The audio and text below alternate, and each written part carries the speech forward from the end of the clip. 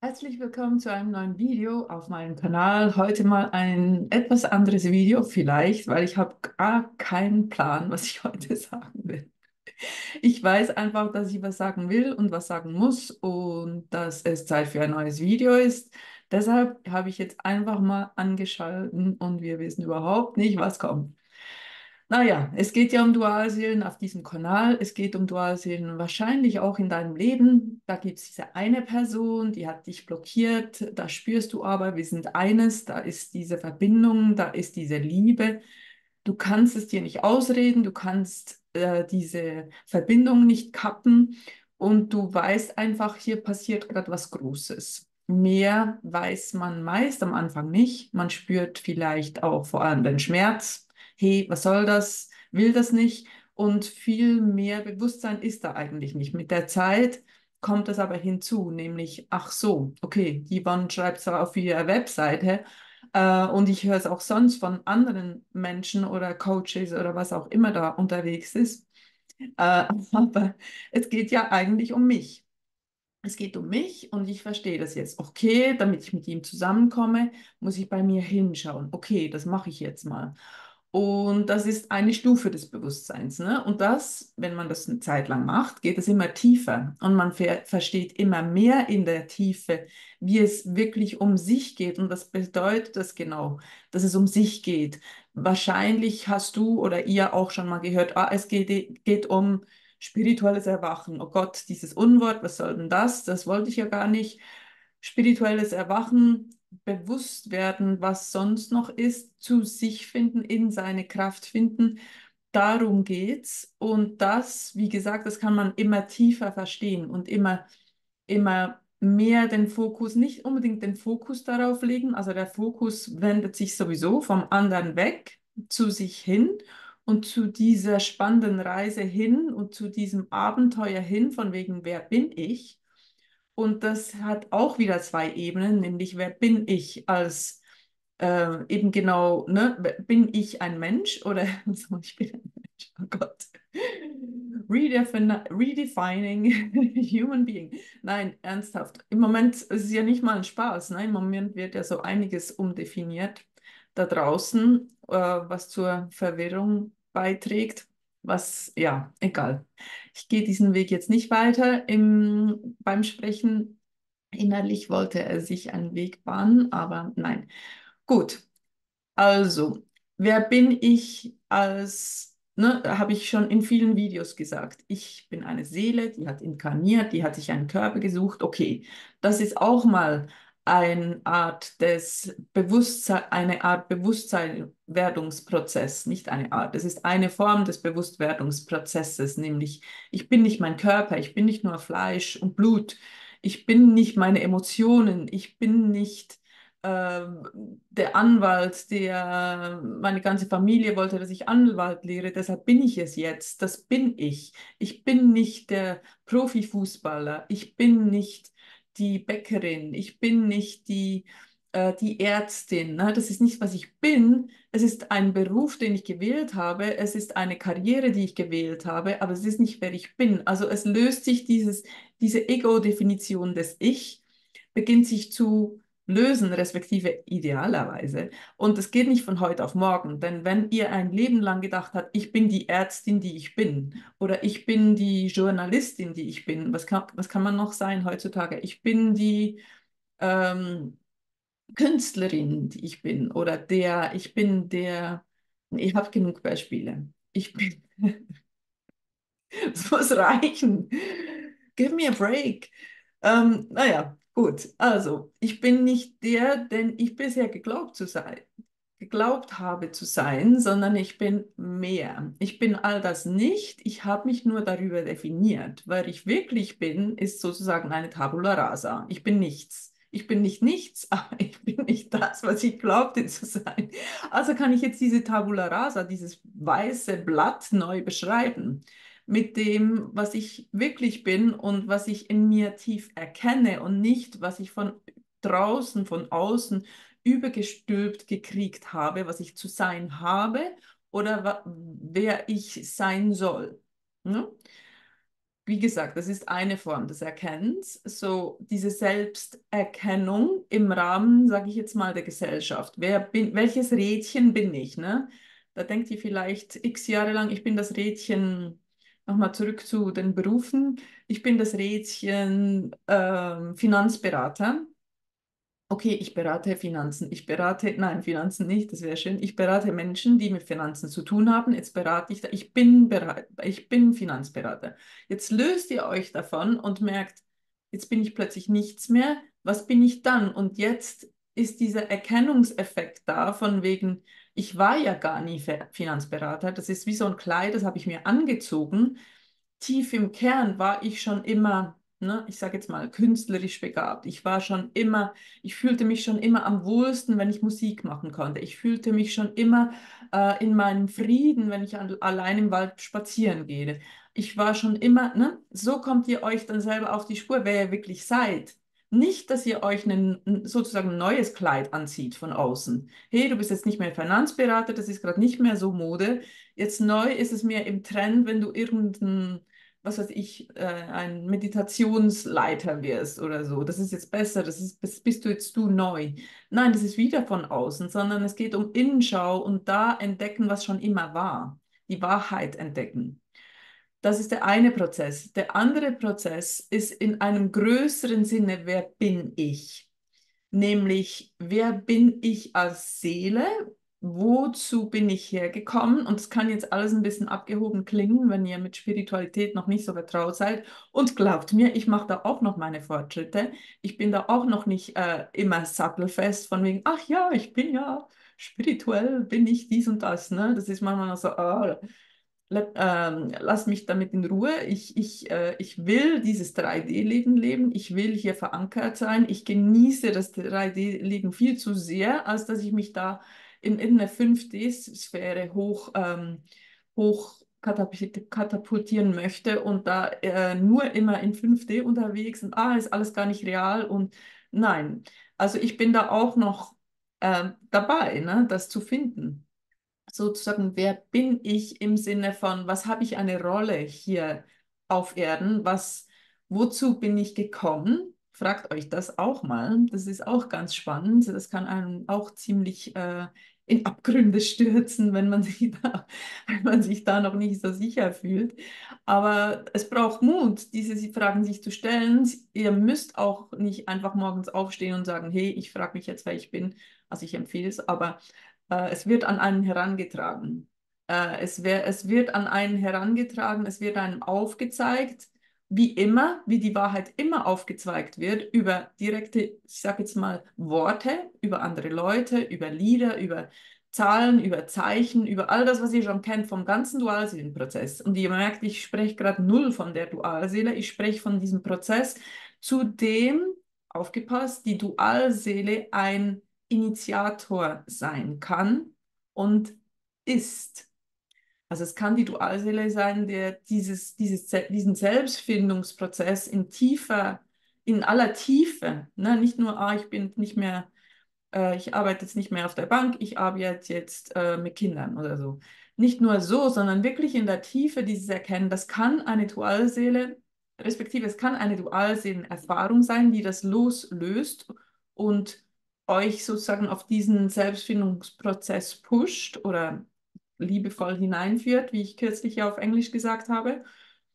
Es kann aber auch irgendein anderes Ereignis in eurem Leben sein, das euch sehr aufweckt und aufschüttelt und ja, halt aufwachen lässt. Im Sinne von genau hinschauen, ob das Leben, das ich bisher geführt habe, ob das so stimmig ist für mich. Ob das die Entscheidungen, die ich bisher getroffen habe, die Dinge, die ich bisher gemacht habe, die Personen, mit denen ich mich bisher umgeben habe, ob das so noch stimmig ist für mich. Das kann auch, wie gesagt, was anderes sein. Und da ist halt die Dualseele immer, also da gehört sie halt hin, in diesen Initiatorkreis, Kreis der Initiatoren. Ihr wisst, was ich meine. Da soll sie hin im Sinne von, da soll euer Bewusstsein hin, dass sie dazu da ist, dass das dem dient, dass ihr wirklich versteht, wer ihr seid. Also gibt es, wie gesagt, diese zweite Ebene, wo wirklich ist, wozu bin ich hier, wozu bin ich geschaffen und was sind meine Qualitäten, was bringe ich mit, was kriege ich zurückgespiegelt von anderen Leuten. Ah ja, da war ich vorhin, von wegen, es wird euch überwortet durch andere Leute, weil Gott spricht durch Menschen, glaubt es oder nicht, durch Tiere auch, aber weil ihr da nicht alle Sprachen versteht, einige von euch ja, einige nicht, ist es da schwieriger, das zu verstehen. Also wenn das direkt in eurer Sprache, in euren Worten zu euch gesagt wird, von wegen, hey, hast du schon mal drüber nachgedacht, dass du vielleicht dies oder das bist oder dass du vielleicht in diese oder diese Richtung gehen könntest oder dass du vielleicht dir da und da im Weg stehst oder dass du spürst du nicht innerlich das XY. Das sind Botschaften, die ihr wahrnehmen dürft. Und ihr müsst da gar nicht dauernd mit aufgesperrten Ohren durchs Leben gehen und sagen, oh oh, ich hoffe, ich verpasse hier nichts. Was eine wichtige Botschaft, die zu mir durchkommen wird. Ihr werdet genau spüren, wenn da was war. Das sind die Sätze, die euch tagelang begleiten oder wochenlang oder ein Leben lang, die euch gesagt werden, die vielleicht für den anderen, die sie gesagt hat, gar nicht so viel Bedeutung haben. Aber das ist irgendein Nerv getroffen in euch, wo euer sozusagen euer höheres Selbst, ist auch ein Begriff, mit dem ich Frieden machen darf, also euer Selbst, das sozusagen nicht Idealversion, die höhere Version, die Version ist, wie so der Blueprint von dessen, was ihr jetzt seid, aber minus das Ego, ne? Also wie so die perfekte Schablone von dem, was ihr eh schon seid, aber ihr habt es noch nicht an euch entdeckt. Und dieses höhere Selbst, das erkennt, hey, hier ist es wichtig, hier dieser Satz ist wichtig, dieser Weg ist den ich einzuschlagen habe. Wo war ich? Genau, das wird euch über sozusagen positive Anstöße mitgeteilt und auch, und das ist eigentlich der Punkt, den ich machen will seit 5 Minuten, auch über Trigger. Was euch triggert. Die mit mir arbeiten, die wissen, ich brauche auch diese Spiegelübungen, die ich kennengelernt habe vor ein paar Jahren von damaligen Lehrern von mir. Ich finde sie toll, ich finde sie wunderbar. Es ist nicht das einzige Tool, aber sie bringt mich einfach selber. Ich teache und ich coache ja immer aus meiner Erfahrung immer wieder zu so überraschenden Einsichten. Ne? Weil die Welt ist ein Spiegel. Das ist und bleibt eine Tatsache. Was ihr im Außen seht, hat irgendwas mit euch zu tun. Nicht irgendwas. Das habt ihr so kreiert, aber ohne jetzt die Schuld auf euch zu schieben. Oh, ich habe jetzt all diese schlechten Erfahrungen kreiert. Darum geht es nicht. Es geht nicht um Schuld. Es geht vielmehr um Erkenntnis und um Macht. Weil wenn ihr merkt, dass ihr eure Realität kreiert, dann könnt ihr die ändern. Und die Dinge, die euch nicht passen in eurem Leben oder die Dinge, die ihr hört von anderen gesagt kriegt, die euch triggern oder Aktionen, die euch triggern oder Freunde, die nicht zur Verabredung erscheinen oder Geschwister, die nicht zuverlässig sind oder Tanten, die euch kleinreden oder Lehrer, die nicht an euch glauben, wenn ihr das da anwendet, im Sinne von, okay, irgendwie spricht diese Person ein Teil aus einem Teil von mir selber heraus. Also irgendwo ist das, diese unangenehme Erfahrung, die ich erlebe, auch in mir im Sinne von die Überzeugung dazu ist noch in mir. Also, dass ich auch denke, ich bin nicht talentiert, wenn ihr das von einem Coach oder einer Lehrerin gesagt kriegt. Ja, die Lehrerin ist die böse Person in der ersten Reaktion, aber in der zweiten ist es, wo denke ich das selber? Weil sonst könnte es gar nicht im Außen entstehen. Gut, das sozusagen die Definition von Triggern. Trigger sind in der Realität erlebte Momente, die euch eine emotionale Reaktion innerlich hervorrufen, die dann Aufschluss geben über diese innere Welt, mit der ihr täglich lebt, dass da noch was ist, was nicht in Stimmigkeit ist, jetzt wieder mit diesem höheren Selbst, mit dem, was ihr eigentlich sein könntet und eigentlich seid im Kern. Also, nochmal, wenn euch etwas triggert, also wenn irgendjemand kommt und sagt, du bist ja, ich sage irgendwas, ne? Du warst ja noch nie wirklich begabt im Klavierspielen. Und das macht mit euch was, ne? Wenn mir das jemand sagt, sage ich, ja, du kriegst einen Pokal, weil das hast du gut erkannt. Das ist nicht meins. Aber wenn euch das triggert, wenn das euch was mit euch macht, nämlich Ich übe Stunden, jede Woche oder jeden Tag übe ich Stunden Klavier. Jetzt kommt da jemand, wer glaubt denn diese Person, dass sie ist, dass sie mir sagt, dass ich nicht talentiert bin im Klavierspielen? Das nennt man einen Trigger, diese Dinge. Dann könnt ihr diese Person vermöbeln oder bedrohen oder be beschimpfen. Das wird euch aber nichts bringen, weil es ja der Spiegel ist. Also schaut ihr besser hin, wo denke ich, dass ich gar kein Talent habe mit im Klavierspielen. Da kommt die Ehrlichkeit rein, wo ihr wirklich so ehrlich mit euch selber sein müsst, um euch selber auf die Spur zu kommen. Weil wenn ihr nicht ehrlich seid mit euch, wenn ihr nicht sagt, oh, ist da irgendwo in mir vielleicht die Stimme, die sagt, komm, mach dir doch nichts vor. Du übst zwar Stunden täglich, aber du weißt genau, dass wenn du Talent hättest, müsstest du gar nicht so viel üben. Die Dame da, die ich von YouTube kenne, die auch Klavier spielt, die übt nicht halb so viel. Und das ist wahres göttliches Talent, weil die hat die großen Bühnen, die hat den Erfolg. Da hört man, dass das berührt einen die Seele, wenn die spielt. Und bei mir, ich klimper hier was rum und das wird sowieso nie was. Das ist in diesem Fall der Spiegel, ne? Eure eigene Überzeugung, da steht ihr euch im Weg.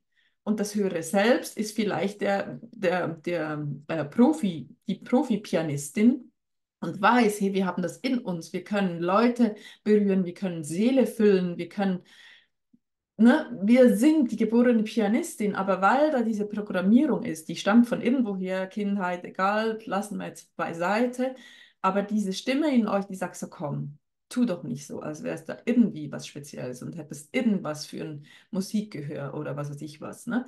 Diese Seite wird im Außen angesprochen. Also sind diese Trigger, zurück zum eigentlichen Thema, nämlich sich selber finden, diese Trigger auch Hinweis, wer ihr wirklich seid.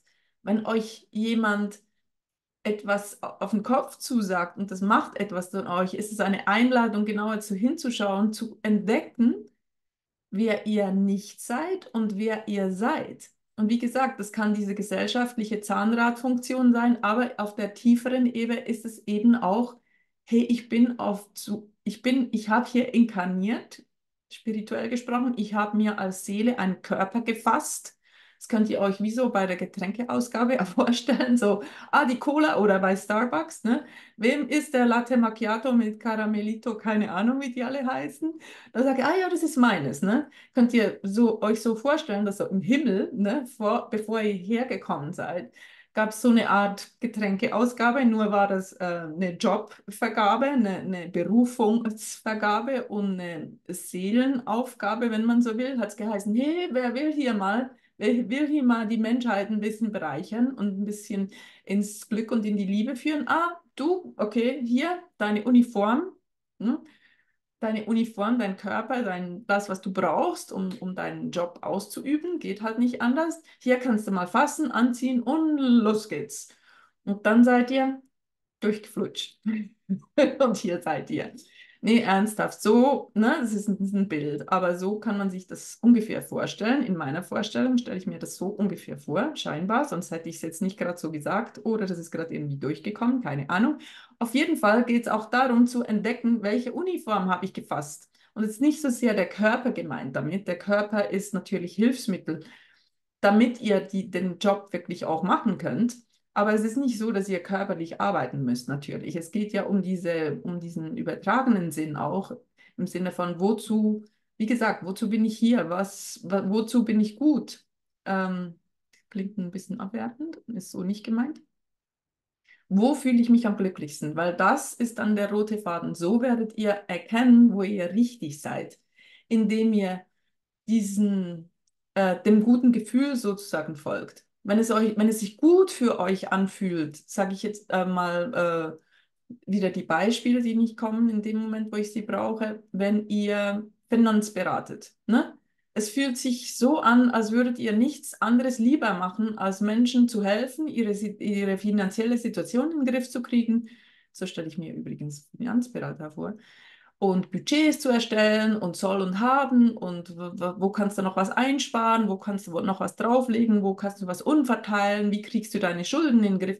Wenn ihr euch da richtig zu Hause fühlt, wenn ihr morgens gerne aufsteht und denkt, hey, heute habe ich erst die Frau Meier, dann den Herrn keine Ahnung, Alicante und dann die Madame, ja, ihr wisst schon, wenn, ich freue mich so auf meinen Tag. Wenn das der Fall ist, dann seid ihr richtig, dann seid ihr da, wo ihr hingehört, dann ist das euer Beitrag, weil ihr das richtig wahrscheinlich, nicht wahrscheinlich, mit aller Sicherheit richtig gut macht, weil sonst wird euer Herz dabei nicht höher schlagen, wenn ihr dabei eine Niete wärt. Und es gibt ja viele Nieten, die nur Nieten sind, weil sie im falschen Ort sind, weil sie da gar nicht hinwollen und gar noch nie sein wollten. Aber das Schicksal hat sie dahin gespült, nämlich die falschen Überzeugungen über sich selber. Und also ist man halt an diesem falschen Ort gelandet. Es ist nie wirklich falsch, ich urteile nicht, es ist nur eine Station.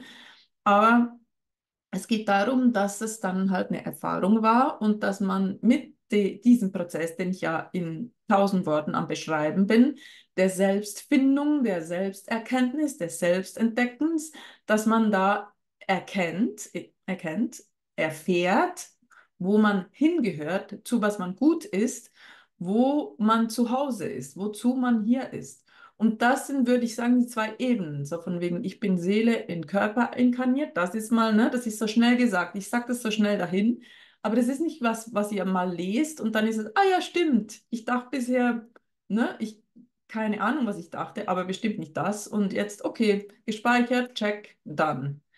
Das ist ein Prozess, der braucht Zeit. Und das andere, diese Selbstfindung, wozu bin ich hier, auch das braucht Zeit. Und zurück zur Dualseele, die ihr ja schon sehr vermisst in diesem Gespräch, weil ihr nur an sie denken könnt und an nichts anderes und ihr müsst jetzt zusammen sein und die Yvonne sagt uns jetzt, was ich machen muss, damit wir morgen zusammen sind.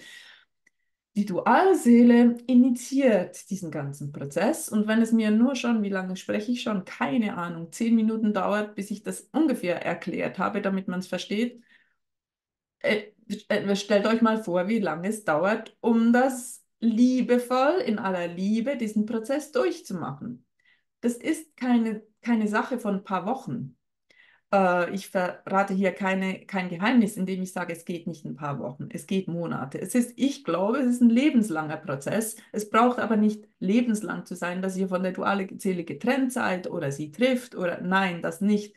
Aber wenn ihr den Fokus shiftet auf euch selber, ist die Dualseele, das sagt sich nicht nur so einfach, dann ist sie das Tüpfchen auf dem i oder dann kommt sie dann schon im richtigen Moment. Und das ist tatsächlich so, weil der Fokus ist ja bei euch. Ihr seid ja gerade noch am rausfinden, ob euch das Finanzberatungskleid gefällt oder nicht. Oder ihr wisst eigentlich schon ein Leben lang, dass es euch nicht gefällt. Ihr hattet aber noch nie den Mut hinzustehen und sagen, ich mache diesen nicht mehr, sondern er sagt, ich muss ja fast, ich muss ja meine Brötchen verdienen, ich muss ja Geld nach Hause bringen, ich kann das meiner Mutter nicht antun, die wollte schon immer jemand, der Krawatte trägt zur Arbeit, das kann ich ihr nicht antun. Ne? Ihr seid vielleicht noch da, tja, da gilt es wegzukommen davon, in aller Liebevollheit, die es gibt, weil es muss nicht erzwungen werden, sondern das ist halt etwas, das, wie gesagt, so und so viele schlaflose Nächte mit sich bringt, so und so viele geweinte Tränen, so und so viele Tage des Ich kann nicht mehr, was soll das, ich kann nicht mehr, es ist genug, ich kann nicht mehr, dieser Schmerz, dieses Leid, ich kann nicht mehr, ich will jetzt einfach mit ihm zusammen sein, welche Meditation muss ich machen, damit er morgen hier steht, was muss ich irgendwie ändern an mir? Muss ich anders essen? Muss ich mich anders kleiden? Muss ich einen anderen Beruf werden? Ich mache es, damit sie endlich kommt. Das ist, das ist Teil davon. Und ich kann euch versichern, das vergeht. Es geht weg. Das verlässt euch, weil ihr so beschäftigt seid mit diesen zwei Dingen, die ich heute aufgezeigt habe, dass es euch langweilt, da zu sitzen und zu denken, wann kommt er oder sie denn eigentlich zu mir?